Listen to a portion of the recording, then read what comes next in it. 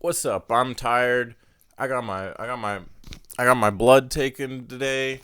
I got some caffeine. Let's talk about books. So I have a problem. My problem is I started too many books and I need to finish them. Um let's look at my good read. I finished a book yesterday. Hold on. This is a bad idea. I can't think good. Okay, Mr. Goodreads, tell me what I'm doing. See y'all. Okay, I'm currently reading 7 books, which is too many books. Don't read that many. I have a problem. Mostly this is from like starting audiobooks, and I use Libby, which is an app you can get, and you can get audiobooks. It connects to your library, but then you only have it for a certain amount of time. So if you don't finish the book, then you got to return it and let someone else use it. So then I'm like, oh, well, now I have nothing to listen to. I know, I'll start a new book. And I've just been doing that several times. There's also several like long series that I've started and I'm in the middle of. Let's go through some of these. Okay, so right now, I haven't technically started this one yet, but I put it on here. Is Bionicle Legends number 10. I'm going through all the Bionicle books. I just finished the 9th one of the Legends series, which is, there's a lot of Bionicle books, but they're all really short, so I like reading them because it's like, wow, I read a whole book and it takes like 2 days, and it's great. I'm in the Mystica and the Fantaka era. It's when they're flying around.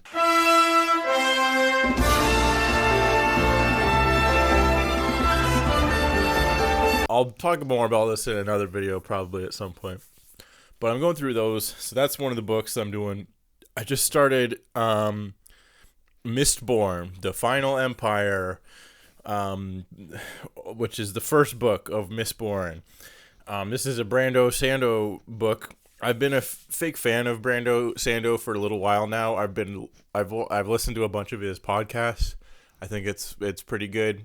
And he did like a whole thing last year where he wrote four books in secret over COVID because he's like, I got all this free time, and just released them over the course of last year without like any details on what they were about or anything. Truly a madman, and I appreciate just the insanity of that kind of event. So I've been following some of his shenanigans, but I haven't read any of his books yet.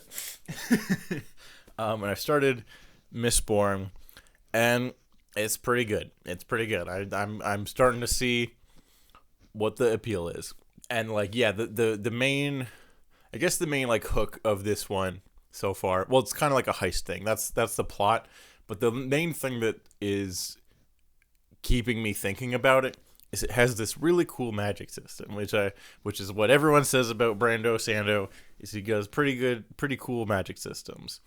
And I gotta agree, this one's pretty cool. Basically, it's kind of like metal bending, but there's like other powers that they can get.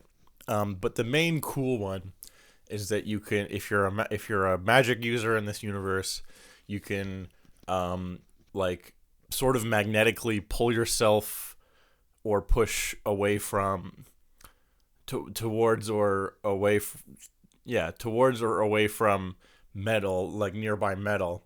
And then it uses like kind of realish physics. So like, for example, if you have a coin or something, you can like push the coin away and it'll like go flying because you're pushing your weight onto it and it's small, so it goes flying. But if you push it against it towards the ground, and then it flies towards the ground, and then it hits the ground, then the energy of you pushing against it needs to go somewhere, so then you start to move upwards. And so you can like kind of fly around. It's cool. And it's used in all of the creative and cool ways that you would imagine just that cool power could be used. So, and it's a cool magic system when I'm just like going about my day, and then I see something that's made of metal, and then I start thinking like, oh, if I was an Allomancer, that's what it's called, I forgot. If I was an Allomancer, could I like what would I be able to do with that metal? And then like it's got that kind of like the Force where like something's far away and you like reach out for it and you're trying to grab it.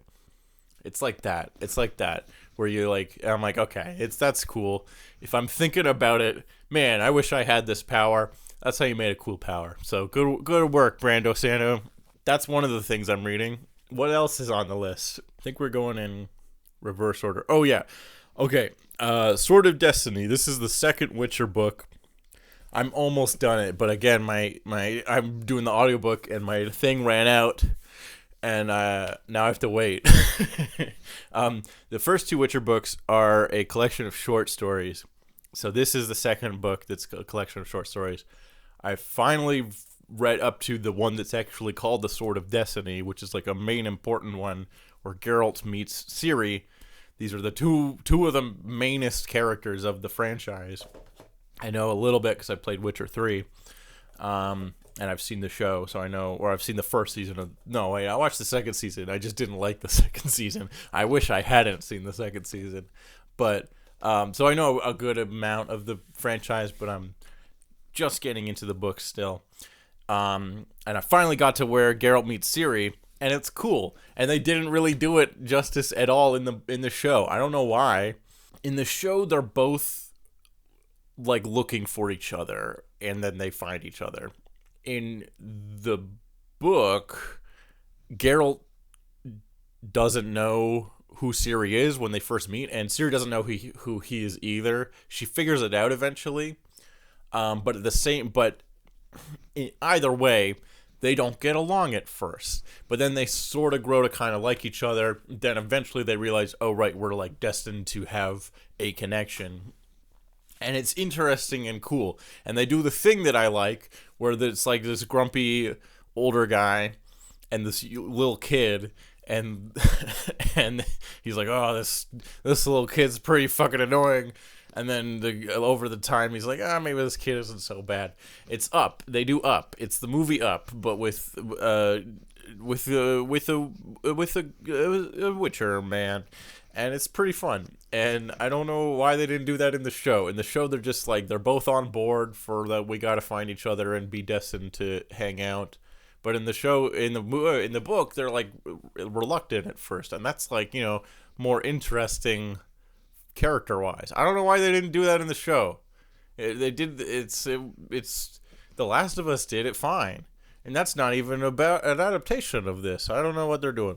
Okay, next one. Heir to the Empire. This is a Star Wars book.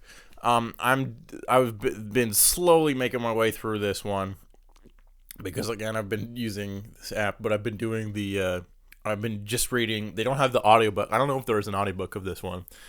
At least not one that I'm aware of. So I've been reading this one digitally, and then I finally found today. I found a copy of it. And it came with this pack of the main Thrawn trilogy. This is the first trilogy of Star Wars books set after the original trilogy of movies. These are the first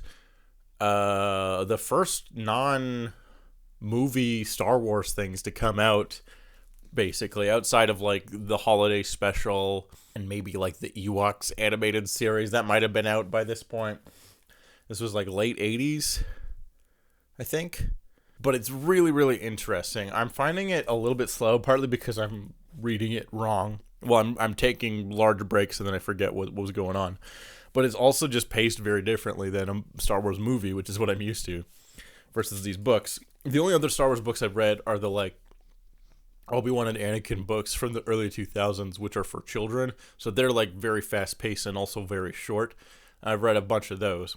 But this is for adults. This is for men. This book about space wizards. It's for men and adults, and so it's long. So it's taking me longer to read. But I'm a good chunk through. Let's open this up. Let's find out where I am in this actually.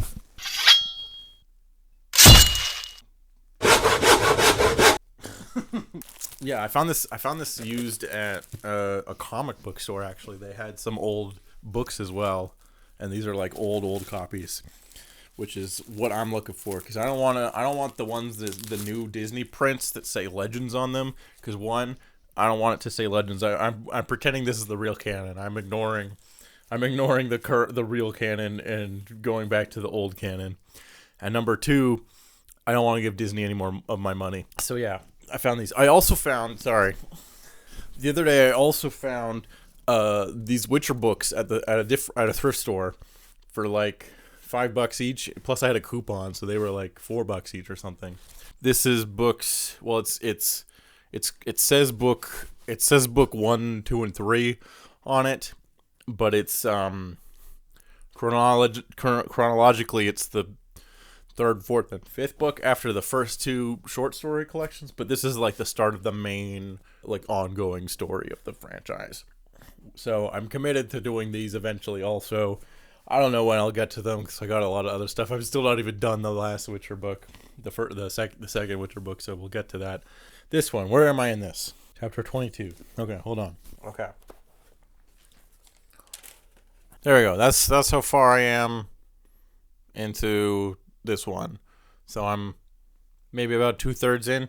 I was curious because on the app it says I'm only 40% through, but that's because it's this like special edition. So it has all these special features in the like back of the book, which is kind of interesting because there's stuff where there'll be like a footnote and then there'll be like some weird alien word, and then Timothy Zahn will be like, yeah, here's what I was thinking with that thing. It's very interesting. I wish I was like more into it because I know a lot of people really love these books, but I'm not. I don't think I'm liking it, but I think I'm just finding it very strange because it's so early on in the Star Wars like expanded universe that it's like establishing a bunch of stuff that is never, and then I have to think like, oh right, they've never done that before. So like they go to Coruscant in this book, which wasn't even a thing in the movies until the prequels. That's established here. We establish like the Sabacc card game that Han Solo won the Millennium Falcon from Lando in, like that's referenced here. We go to Kashyyyk, and a lot of that stuff is set up. I know they go to Kashyyyk in the holiday special also, but there's like more of it here. So there's like a bunch of like Star Wars shit that has been around for a while, and it's like all from this book, which is very interesting. It's also like the first time someone other than Lucas like wrote a Star Wars thing, basically. I mean, Lucas didn't do the holiday special, so there's that also, but no, people don't count that. But it's like, but that's what I mean, is it's like one of the only other. So it's really, I don't know, I'm rambling, but the point is, it's interesting because it's very differently paced and structured than a Star Wars movie, because movies are always like very fast and always on to like the next action thing. But here it's there's a lot of like politics in this book, because they're reestablishing the Republic. So there's like a lot of like, turns out it's not that easy to install a democracy after overthrowing the dictatorship. Turns out that's actually harder to do. And we got, of course, Admiral Thrawn, who's the big villain of this trilogy, and he's showing up in fucking Ahsoka or whatever, but was originally from this, and he's pretty cool. He's a pretty cool villain. I like him. What else am I reading? Okay, I got more books. Princess of Mars. This is the first John Carter Barsoom book. It's from like 100 years ago or something. I started reading this because I was very curious about. I started reading the Dune series, and then I started thinking about like, well, what came before this? Because this seems to influence fucking every sci-fi thing that came after it. But what came before this? And I was like, oh, John Carter. That's probably a huge influence on Dune. And in a way, it kind of is. We're on a desert planet, kind of. It's Mars. It's a little bit different, but Dune sort of subverts a lot of the like tropes from this type of story. I'm finding it's written 100 years ago, so it's a little bit tricky to get into. It's written in, I forget what it's called, but it's the style where the whole book is like framed as if it's a letter that he's writing to his nephew, that John Carter is writing to his nephew, Edgar Rice Burroughs, who's the real life author of this. So it's a lot of like very flowery writing. It's a lot of like big blocks of text with very, very few bits of dialogue. It's like it's just very differently paced than most current day books. So, but I'm really enjoying the like world building and stuff. It's a lot of just like, hey, we're on Mars and shit is like weird and different. But there's a lot of stuff in it that feels like kind of racist. I don't know how to explain it exactly because it's like, well, it's an alien race. Like it's not a real thing, but like it like the way that he like describes shit, because there's like these green Martians who are these like weird like four-armed green kind of bug people, and they're weird and different, but they have like their own society and culture and like language and stuff. Like they're civilized. They're just culture is just like very different. You could almost say it's alien to like what John Carter's used to on Earth. So like there's like this whole chapter about their like reproductive cycle, and like they lay eggs, but then the eggs have to like gestate. They have to sit there for like 5 years or so. So they put all the eggs in like a pile, and then they wait, and then after 5 years, the eggs all hatch, and then they don't like keep track of like who laid which egg.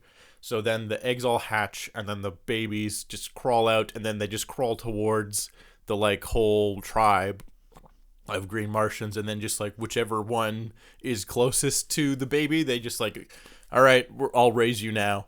Like, and they just get adopted that way, and then get raised that way.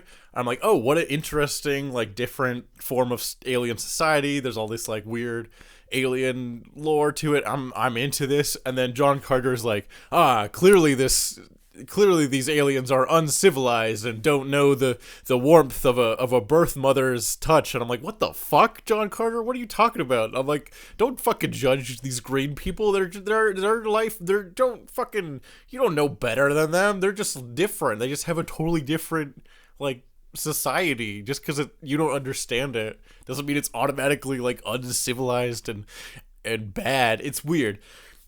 Mostly, it's just like him like fucking around and and like jumping high and shit, and like this stuff in here where I'm like, oh shit, that's where that's from. Like they have like airships that like fly around on the like desert of Mars, and then I'm just like, oh, that's just Jabba's sail barge. They just used that in Star Wars. So there's obviously a ton of stuff in this that is like super influential. But I don't know if I'd recommend it. You do definitely have to like take it with a grain of salt and remember, oh right, this was written over 100 years ago. So there's some stuff where it's like, that's a weird take, John. I don't know if I agree with you. Where was I going with this?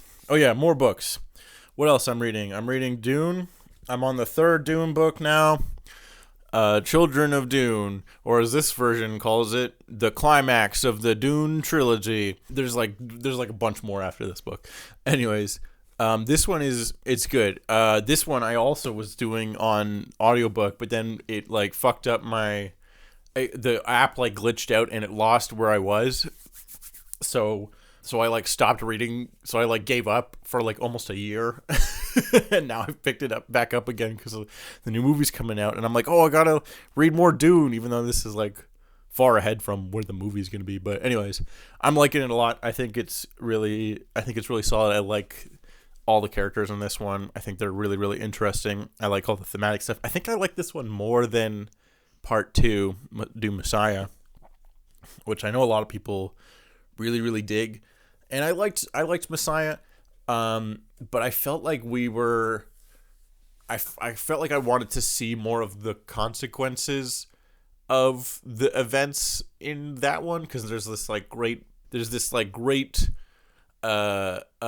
conquest that the like Atreides empire kind of goes on, but most of it happens like off screen, and we just kind of hear about some of that stuff, and I wanted to like see more of it in Messiah. But this one so far, I'm really I'm really into. It's all about sort of the legacy characters that have various degrees of legacy to live up to, and also there's a lot of like weird shenanigans where there's like a clone of a previous character who died, but he has like the memories of that guy, so he's like, am I that guy or am I like a new guy?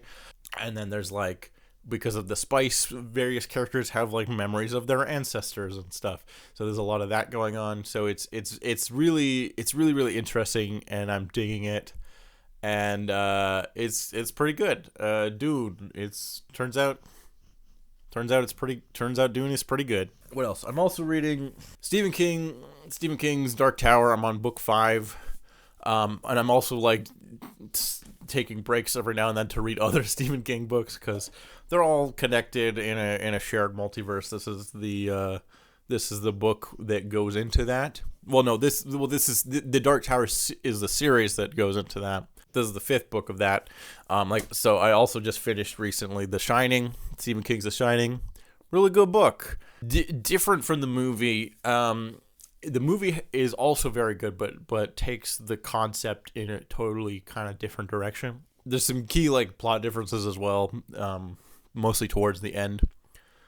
But the book is really, really interesting and kind of a totally different experience because we get to like know the characters so well, and it's really just like a character study on this like family of Jack and Wendy and Danny, and we really, really get inside their heads and stuff. And the like main, I think the main, well, one of the main differences is that you like really, really get to know Jack in the book, and you really want to root for him. He has all these like struggles with alcoholism and like anger issues and stuff. He at one point abused his son, and it's like really dark. But then we like learn more about him, and like he's really trying to be better and just like keeps fucking up, and you feel bad for him and you kind of want to root for him even though he's made like bad choices.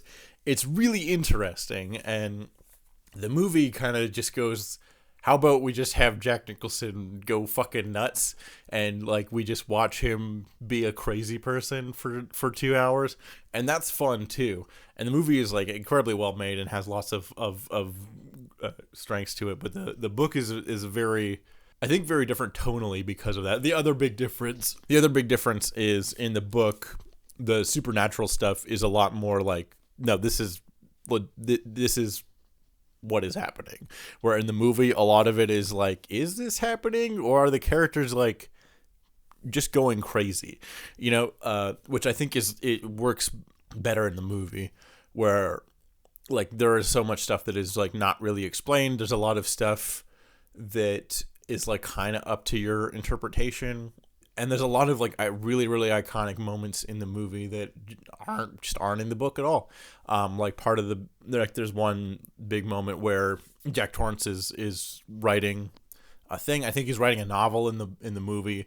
In the book, he's writing a play. And in the book, it's like it's a real thing that he's writing.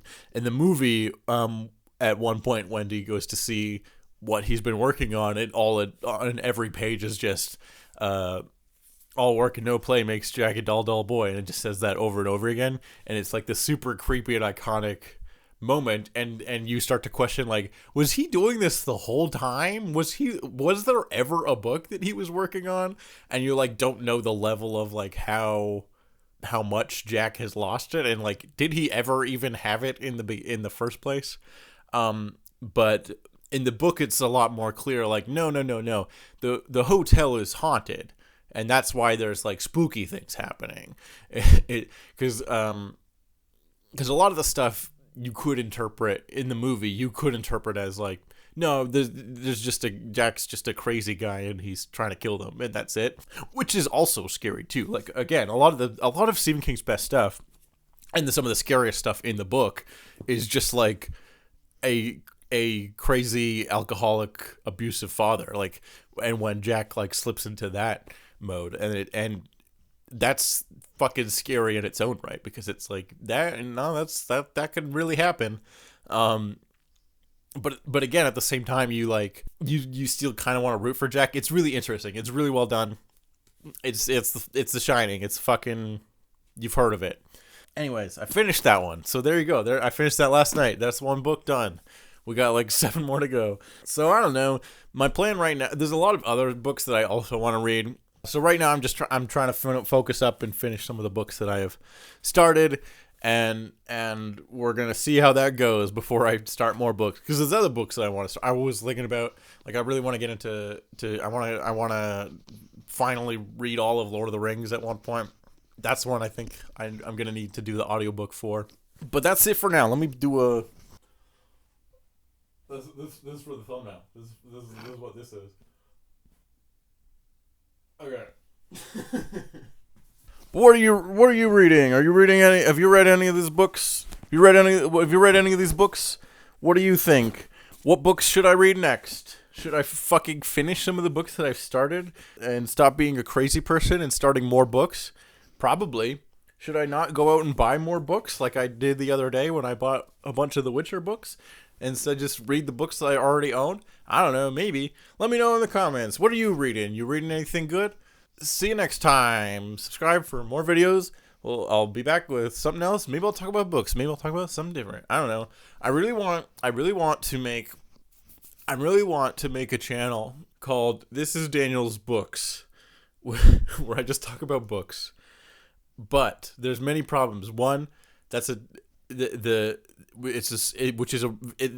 is Daniel's Books, which it would be a reference to This is Daniel Book, which is a That's So Weird sketch, a Canadian children's sketch comedy series, which in itself is a parody of a different Canadian, like, early childhood show called This is Daniel Cook.